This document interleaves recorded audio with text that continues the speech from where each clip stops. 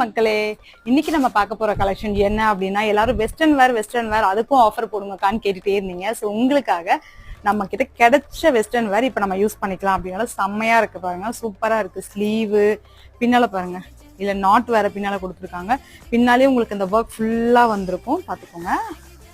ஃப்ரண்ட்லயும் உங்களுக்கு full work வந்திருக்கும். செம்மையா இருக்கும்.